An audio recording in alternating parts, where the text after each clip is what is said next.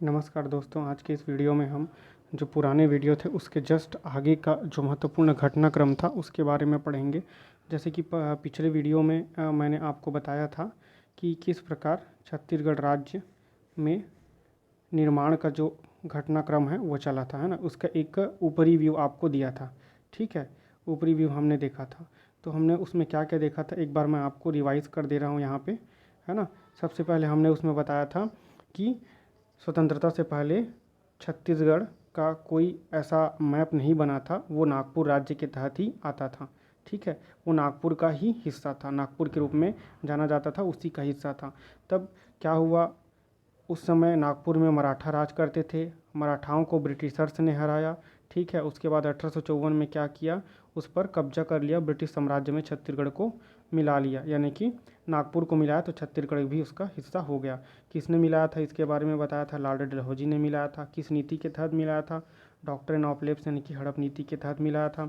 उसके बाद क्या हुआ, 1854 में उन्होंने मिला लिया। फिर 1861 में इन्होंने क्या किया, मध्य प्रांत का गठन किया, यानी कि मध्य प्रांत को सेंट्रल प्रोविनेंस बोला गया। मध्य प्रांत राज्य का गठन किया और उस राज्य की राजधानी किसको बनाई गई, नागपुर को बनाई गई थी। इतनी बात मैंने आपको पुराने वीडियो में बताया था। और ये भी बताया था कि नागपुर जब राज्य बना, सॉरी, जब मध्य प्रांत राज्य बना तो नागपुर राजधानी बनने के साथ छत्तीसगढ़ के रायपुर और बिलासपुर को उसका जिला बना दिया गया था, ठीक है। फिर 1862 में छत्तीसगढ़ को ही मध्य प्रांत का क्या बना दिया गया, एक डिवीज़न या संभाग बना दिया गया, जिसके तहत रायपुर बिलासपुर तो जिले थे ही थे, संबलपुर को भी एक जिला बना दिया गया, ठीक है। फिर जो 1862 में जो संबलपुर एक जिला था, उसे आगे चलकर 1905 में बंगाल विभाजन के कारण संबलपुर को उड़ीसा में फिर से शामिल कर दिया गया, यानी वो बंगाल प्रांत का हिस्सा हो गया, ठीक है। और 1906 में दुर्ग की स्थापना हुई, इसकी जानकारी भी मैंने आपको दी थी। फिर आगे चलते हैं सीधा स्वतंत्रता के समय छत्तीसगढ़ किसका हिस्सा था, ये मैंने आपको बताया था, मध्य प्रांत एवं बरार का, ठीक है। और छत्तीसगढ़ की कुल कितनी रियासत थी जो भारत में मिली थी, टोटल 14 रियासत थी, इसके बारे में मैंने बताया था। और उससे आगे चलते हैं तो 1953 में राज्य पुनर्गठन आयोग बना, जो भाषाई आधार पर था, राज्यों को नया निर्माण करने के लिए, है ना। तो उसके तहत 1956 में मध्य प्रदेश बना था। उस समय भी छत्तीसगढ़ किसका हिस्सा था, मध्य प्रदेश का ही हिस्सा था। 1 नवंबर सन 1956 को बना था। फिर उसके 44 वर्षों बाद सन 2000 में छत्तीसगढ़ राज्य बनकर तैयार हुआ, ठीक है। इतनी बातें हमने की थी और एक ओवरव्यू वहाँ पास देखा था, ठीक। अब आगे का जो घटनाक्रम है, जो क्रम से चलता है, उसके बारे में हम देखेंगे कि इस बीच में और क्या घटनाएं हुई जिन्होंने छत्तीसगढ़ निर्माण के लिए बल दिया, ठीक है। तो चलो इस वीडियो को स्टार्ट करते हैं।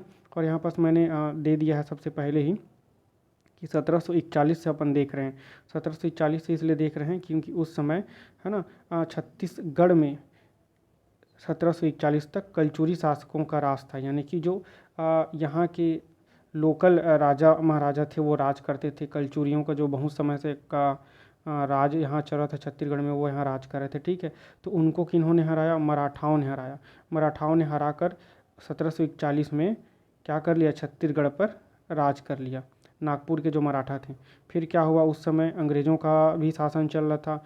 अंग्रेज में जब उनके गवर्नर जनरल लॉर्ड डलहौजी बनकर आए तो उन्होंने किस नीति को चलाया, हड़प नीति को चलाया, ठीक है। हड़प नीति के तहत उसने क्या किया, 1854 में जो नागपुर है ना, नागपुर को क्या कर लिया, ब्रिटिश साम्राज्य में मिला लिया। ब्रिटिश साम्राज्य में मिलाया तो क्या हुआ, छत्तीसगढ़ भी उस समय उसका हिस्सा था, इसलिए छत्तीसगढ़ भी उसी के अधीन हो गया। अब इन्होंने यहाँ राज करना प्रारंभ कर दिया। तो 1861 में क्या हुआ, 1861 में इन्होंने मध्य प्रांत राज्य का गठन किया, जिसे सेंट्रल प्रोविनेंस बोला गया, ठीक है, सेंट्रल प्रोविनेंस बोला गया, ठीक। और इसकी राजधानी किसको बना दी, नागपुर को सेंट्रल प्रोविनेंस की राजधानी इन्होंने बना दी, ठीक है। फिर क्या होता है, 1862 में जो सेंट्रल प्रोविनेंस है उसमें छत्तीसगढ़ को संभाग का दर्जा दे देते हैं। पहले क्या था, छत्तीसगढ़ से केवल 2 ही ऐसे क्षेत्र थे जो क्या थे, 2 ही ऐसे जिले थे जो छत्तीसगढ़ के थे, जो रायपुर थे और बिलासपुर। उसके बाद इन्होंने क्या किया, जो छत्तीसगढ़ है उसको सीधा सीधा संभाग का दर्जा दे दिया और एक का जिला और ऐड कर दिया। क्या ऐड कर दिया, संबलपुर को ऐड कर दिया। तो टोटल कितने जिले हो गए, टोटल 3 जिले हो गए थे, ठीक है। फिर आगे चलकर क्या किया, इसी जो संबलपुर है उसको फिर से हटा दिया। क्यों हटा दिया? 1905 में बंगाल का विभाजन हुआ, और बंगाल का विभाजन हुआ तो बंगाल प्रांत में मध्य प्रांत के जो संबलपुर है उसको मिलाकर उड़ीसा में शामिल कर दिया गया। ठीक है, इससे छत्तीसगढ़ में जो उसकी जो सीमाएं थी वो स्पष्ट होने लगी थी कि छत्तीसगढ़ ऐसा बन सकता है आगे चल करके। ठीक, तो ये चीज़ें हुई। अब इसके आगे चलते हैं, है ना। तो यहाँ पास मैं एक चीज़ और ऐड करना, जैसे कि पहले भी बताया था, 1906 में दुर्ग जिला का वहाँ पास गठन किया गया था। ठीक है, दुर्ग जिला 1906 में बना था। ठीक, और फिर आगे चलते हैं तो 1918 में एक महत्वपूर्ण घटना होती है जिसे अधिकतर क्वेश्चन में पूछा जाता है कि पृथक छत्तीसगढ़ के प्रथम स्वप्न दृष्टा कौन थे। मतलब सबसे पहले छत्तीसगढ़ के बारे में जो नक्शा प्रस्तुत किया, जिन्होंने रूपरेखा बताई, वो थे पंडित सुंदरलाल शर्मा। तो एक इम्पॉर्टेंट क्वेश्चन है, इसको आप ध्यान रखेंगे। पंडित सुंदरलाल शर्मा ही छत्तीसगढ़ के प्रथम स्वप्न दृष्टिकर्ता थे, जिन्होंने इसका मैप या नक्शा प्रस्तुत किया, रूपरेखा बताई कि छत्तीसगढ़ राज्य कैसा होगा आगे चल करके।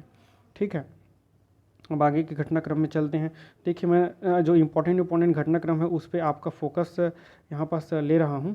ठीक है, तो यहाँ पर जैसे कि 1924 था। ठीक, आगे चल के क्या हुआ, 1924 में इसका दूसरा घटनाक्रम होता है, रायपुर जिला परिषद में संकल्प पारित कर नए राज्य की मांग की गई। है ना, रायपुर जिला परिषद में संकल्प पारित किया गया, ये एक घटनाक्रम था उसमें।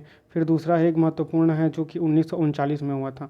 1939 का घटनाक्रम कांग्रेस का त्रिपुरी अधिवेशन में हुआ था। इस अधिवेशन का नाम याद रखिए, ये क्वेश्चन पूछा जाता है। कहाँ हुआ था? जबलपुर में हुआ था, जहाँ पृथक राज्य की मांग की गई थी। ठीक है, इस बात को भी आप ध्यान रखेंगे। ठीक है, कि 1939 के कांग्रेस त्रिपुरी अधिवेशन में भी पृथक राज्य की मांग जोरों से उठी थी, जिसे किन्होंने किया था? पंडित सुंदरलाल शर्मा ने ही किया था। ठीक है, तो इस बात को आप ध्यान रखिएगा। चलिए आगे देखते हैं आगे क्या महत्वपूर्ण घटनाक्रम है।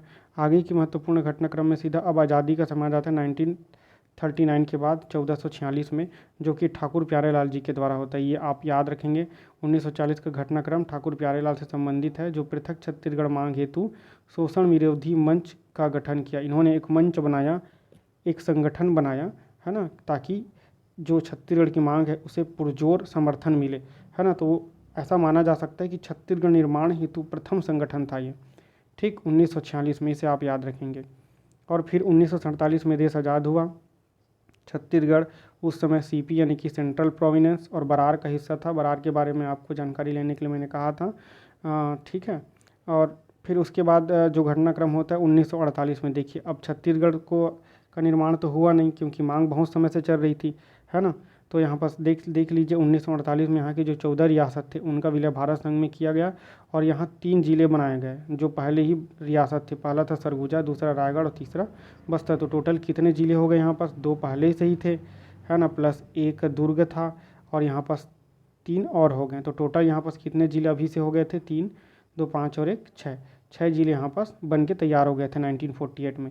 तो यहाँ से भी एक क्वेश्चन बन सकता है 1948 में कितने जिले थे, तो आप बता सकते हैं कि 6 जिले थे।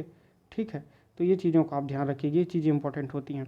अब आगे चलते हैं 1953 में, जैसे कि इसके बारे में मैंने आपको पहले भी बताया, राज्य पुनर्गठन आयोग, है ना, फजल अली इनके अध्यक्ष थे, और यहाँ भी इसकी मांग रखी गई कि छत्तीसगढ़ को भी एक नया जो राज्य है वहाँ पास बनाया जाए। फिर भी वो मांग वहाँ पास पूर्ण नहीं हुई, और उसकी जगह क्या किया गया? मध्य प्रदेश को 1 नवंबर 1956 को मध्य प्रदेश राज्य का गठन किया गया। ठीक है, उस समय गठन के समय भी क्या हुआ ये कि जो मध्य प्रदेश का गठन हो रहा था उससे पहले ही जनवरी 1956 में राजनांदगांव में छत्तीसगढ़ महासभा का गठन किन्होंने किया? खूबचंद बघेल ने किया। क्योंकि जब मांग ऑलरेडी 1953 में अली फजल आयोग के सामने रखी गई थी तो बात छत्तीसगढ़ राज्य निर्माण की उसे नहीं माना गया। इसलिए जनवरी 1956 में ही मध्य प्रदेश राज्य के निर्माण से पहले ही, है ना, जैसे मध्य प्रदेश राज्य का निर्माण हुआ नवंबर 1956 में, तो जनवरी 1956 में ही राजनांदगांव में छत्तीसगढ़ महासभा का गठन खूबचंद बघेल ने कर दिया, और जिसके अध्यक्ष वे स्वयं थे, महासचिव दशरथ चौबे थे, और जो अन्य सदस्य थे वो केयूर भूषण व हरि ठाकुर थे। इनको पूछा जाता है, तो इनको आप ध्यान रखिएगा, है ना। फिर 1956 के बाद फिर से जब बात नहीं मानी गई तो क्या किया गया? 1967 में पुनः डॉक्टर खूबचंद बघेल ने, पहले भी 1956 में, है ना, जो डॉक्टर खूबचंद बघेल जी ने किसकी रचना की थी, किस महासभा का गठन किया था? छत्तीसगढ़ महासभा का गठन किया था। ठीक है, यहाँ पास आप देख पा रहे हैं। फिर आगे क्या किया उन्होंने? 1967 में फिर से छत्तीसगढ़ भातृ संघ की उन्होंने स्थापना राजनांदगांव में की। याद रखिए, दोनों कहाँ हुआ? राजनांदगांव में हुआ, दोनों के दोनों जो संगठन थे। ठीक है, तो उनकी उनका जो गठन उन्होंने किया, उसके बाद वहाँ पास जो उसके अध्यक्ष थे वो डॉक्टर खूबचंद बघेल जी स्वयं थे, है ना। उसके बाद उपाध्यक्ष उन्होंने द्वारिका प्रसाद तिवारी को रखा और उनके साथ सहयोगी थे बैरिस्टर छेदीलाल थे। ठीक है, तो ये नाम इंपॉर्टेंट हो जाते हैं, इन नामों को आप ध्यान रखिएगा। जहाँ पर जो पहले भी हमने 1956 के लिए जो अध्यक्ष, महासचिव व अन्य सदस्यों के नाम बताए, उनको क्वेश्चन प्रश्न पूछा जाता है एग्जाम में। तो उसी प्रकार यहाँ पर द्वारिका प्रसाद तिवारी थे उपाध्यक्ष के रूप में, सहयोगी थे बैरिस्टर छेदीलाल। अब देखिए 1967 हो गया 1956 के बाद, तो 1967 से आगे क्या हुआ? 1976, फिर से 1976 में आए शंकर गुहा नियोगी जी। ठीक है, इन्हें कामरेड कहा जाता है ना। इन्होंने